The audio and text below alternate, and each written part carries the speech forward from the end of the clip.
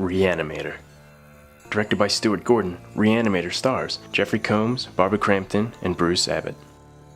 A scientist by the name of Herbert West has discovered a serum to bring the dead back to life. Being the glutton that he is, he doesn't know how to stop this so-called research, then soon finds out why the dead should remain lifeless.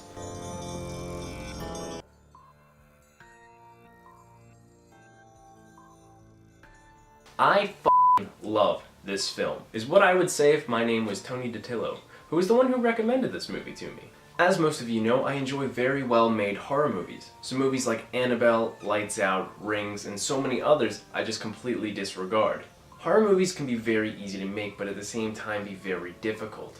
There's so many little things that could go wrong that in the end, if all those things do go wrong, this could end up just being another really cheesy horror movie. Unfortunately, in this case, this movie is a really cheesy horror movie, but not in a terrible sense.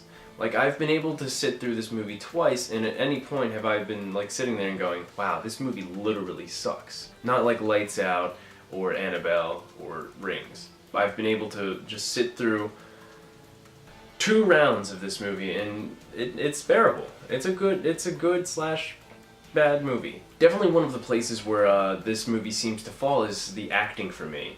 I think the best performance was given by David Hale, who played Dr. Hill in this movie. He seemed to be definitely trying the hardest out of everyone, because I certainly feel like Jeffrey Combs was definitely trying too hard. Barbara Crampton wasn't really trying hard enough, and then and then there's Bruce Abbott, who I didn't feel like was trying that much at all. As far as practical effects go, I don't exactly know where their budget lied. If it was low, I feel like they definitely did as best as they could have done with this movie. If it was high, they could have pretty much used some work. They could have. And as far as the soundtrack goes, it's not so bad. There's definitely one song that stands out among the rest of them, and other than that, it's just not so bad. All that being said, it's not a bad movie. I certainly don't get bored while watching it, but when I see it on Netflix, it's not going to be the first one I jump to. Being based off the short story by H.P. Lovecraft, I'm not exactly sure how similar the two are, but if they ever decided to do a remake of this movie and it was done right, I would definitely sit down and watch this movie. So if you're into cheesy horror movies, like I know my sister definitely is, I definitely would recommend this movie to you. If you're not into cheesy horror movies and don't like that stuff at all, then skip it. That's it. But if you're bored on Netflix and just want to watch a movie, definitely hop on that, because why not?